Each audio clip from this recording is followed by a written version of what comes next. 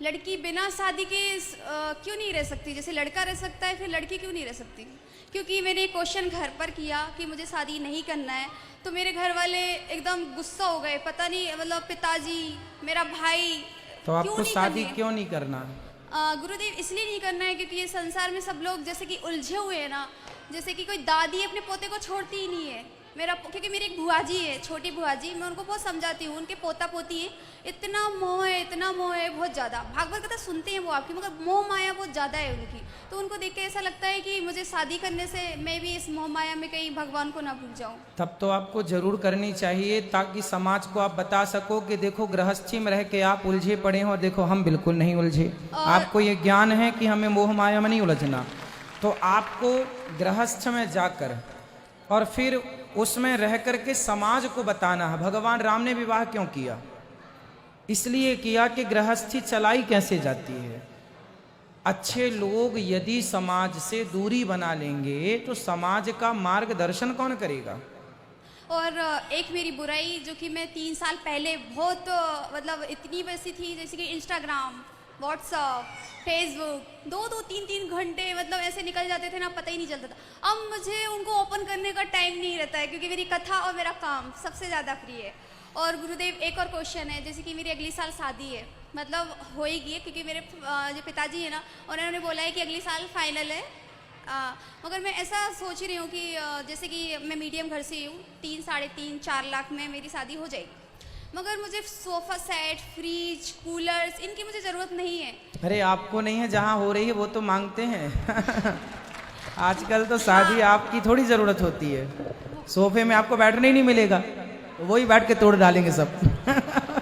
हाँ, तो सर गुरुदेव, मैं ये चाह रही हूँ कि वो मुझे ना देकर, जैसे कि ओनली जो छोटा मोटा रहता है 1 और 1.5 लाख में ओनली भोजन प्रसादी कराकर, और जो छोटा मोटा खाने पीने का रहता है वो देकर, जो मेरा बचता है वो मैं ना जो अपने वृद्धाश्रम में गुरु अपना पाठशाला जो आप स्टार्ट करवा रहे हैं, मैं उसमें देना चाहती हूँ। बहुत सुंदर, अच्छे भाव हैं आपके, पर आप बेटी हो, आपके पिता की इच्छा होगी कि वो मैंने ये भी आपको बोला बहुत है। सारा दें, और यदि संतुष्टि ससुराल पक्ष वाले मिल जाएं तो ये बड़ी कृपा है भगवान जी की कि क्योंकि वो मैं ना मांगे। उसी घर में शादी करना चाहती हूँ जिस घर वो कुछ भी ना लें, क्योंकि मुझे इस सब की जरूरत है भी नहीं, और लाइफ में ये सब कोई मायने नहीं रखता है। अच्छा, भगवान के ऊपर छोड़ दीजिए, फिर भगवान आपको जो अच्छा से अच्छा जीवन साथी होगा वो देंगे। और जीवन में वस्तुओं की ज़रूरत नहीं होती। जीवन में वस्तुएं ठीक है कि व्यवस्था के लिए चाहिए होती हैं, परंतु यदि आप संतुष्ट हैं तो बहुत ज़्यादा प्रभावित नहीं करती वस्तुएं। हम सोफे में भी बैठ सकते हैं। सोफ़ा, आजकल तो सोफ़ा सेट 1 लाख का भी आता है, 50,000 का भी आता है, और 200 रुपये की कुर्सी भी आती है। और सबसे उम्दा तो बोरा बिछाओ और ज़मीन सबसे उम्दा है। एक और तो क्वेश्चन। कहने का तात्पर्य ये है कि देखो, आप कुर्सी में बैठे 50,000 के सोफे में या ज़मीन में बैठे, बात वही है। बस आदमी बड़ी बड़ी चीज़ें केवल अपने रुतबे के लिए खरीदता है, आलीशान चीज़ें जमाने को दिखाने के लिए, जबकि ज़िंदगी सादगी से जी जा सकती है। आप ठीक कह रहे हैं। वही मैं बोल रही हूँ, घर वालों को भी मैं यही समझा रही हूँ, मुझे इन सब की ज़रूरत नहीं है। जो भी मेरे पैसे बचेंगे ना, तो जो आपका आश्रम, अपना वृद्धाश्रम, उसमें मैं सबमिट करना बिल्कुल, चाहती हूँ। बहुत बहुत अच्छे और एक विचार और हैं था, आपके। जैसे मेरी शादी होगी गुरुदेव, जो मेरा जो वो रहता है, जैसे अपन पंगत जो देते हैं, तो मैं अपने जो गुरुदेव, जो अपना वृद्धाश्रम है, तो मैं साधु संत के साथ उनको भोजन कराना चाहती हूँ। नहीं, उनको वो तो देखो, व्यवहार बेटा करना पड़ता है। आजकल तो बाराती आएंगे तो उनको खवाएंगे नहीं क्या? वो तो खवाना ही पड़ेगा, व्यवहार है। आपका भाव अच्छा है, पर संसार में रह के संसार के व्यवहारों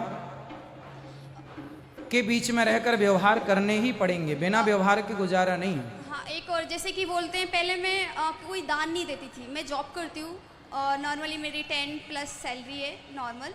तो मैं पहले स्टार्टिंग में मैंने कथा सुनी, तो मैं, जैसे आप बोलते हैं थोड़ा सा दान करो, मैं पहले सोचती थी क्या दान करो, क्या ये पैसे दूँ मैं। मगर पैसे देने से मेरी सैलरी बढ़ रही है, मतलब पता ही नहीं चलता कि अकाउंट में पैसे कहाँ से बढ़ जाते हैं। मैं 1 साल से, 3 साल से कथा सुन रही हूँ, 2 साल से तो मैंने कुछ भी आपको नहीं दिया, मगर 1 साल से मैं थोड़ा सा, मेरी सैलरी में से 10% मैं अपना अन्य क्षेत्र में थोड़ा सा दान कर रही हूँ ना, तो मेरी सैलरी बढ़ रही है। तो मैं ये बताना चाहती हूँ कि अगर तुम 10 रुपये भी कमा रहे हो ना, तो उसमें से 1 रुपये तुम सबमिट करते हो ना, तो उससे तुम्हारा पैसा घटता नहीं है, बढ़ता है। पहले मैं ऐसा सोचती थी घटता है, पर उसके बाद मुझे पता चला मेरा पैसा ऑटोमेटिक बढ़ता है।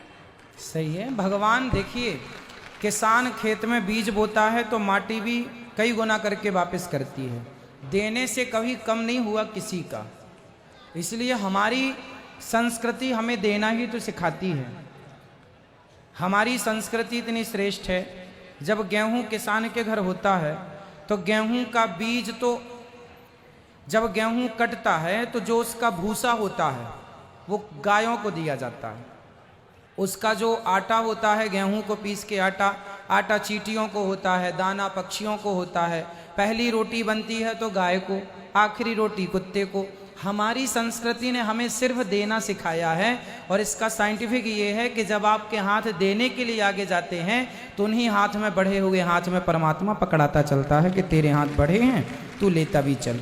तो जो देता है उसी को ईश्वर देते हैं। दासी का कोटि कोटि प्रणाम गुरुदेव। खुश रहिए, खुश रहिए। बैठो, आप बैठ जाओ।